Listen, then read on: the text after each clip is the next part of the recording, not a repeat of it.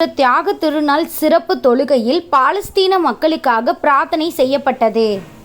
இன்று பக்ரீத் எனப்படும் தியாக திருநாள் கொண்டாடப்பட்டு வருகிறது.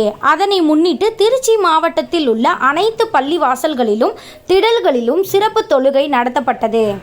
அந்த வகையில் சாலிடாரிட்டி மற்றும் எஸ்ஐஓ அமைப்பு சார்பில் தென்னூர் அண்ணா நகர் பகுதியில் தியாக திருநாள் சிறப்பு தொழுகை நடத்தப்பட்டது. தொழுகை முடிவடைந்த பின்னர் ஒருவருக்கொருவர் ஆறத் தழுவி அன்பை பரிமாறிக்கொண்டனர்.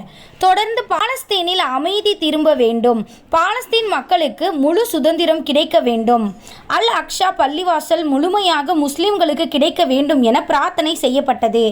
மேலும் தொழுகை நடைபெற்ற இடத்தில் பாலஸ்தீனுக்கு ஆதரவாக பேனர்கள் வைக்கப்பட்டிருந்தது.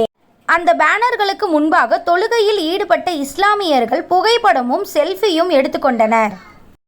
நபிகள் நாயகம் ஸல்லல்லாஹு அலைஹி வஸல்லம் அவர்களுக்கே அல்லாஹ் தஆலா கட்டளையிடும் பொழுது நீங்கள் இப்ராஹிமினுடைய மார்க்கத்தை பின்பற்றுங்கள் என்று நபி ஸல்லல்லாஹு அலைஹி அவர்களுக்கு அல்லாஹ் தஆலா கட்டளையிடுகின்றார். நாமெல்லாம் ஏமாத்துறோம்.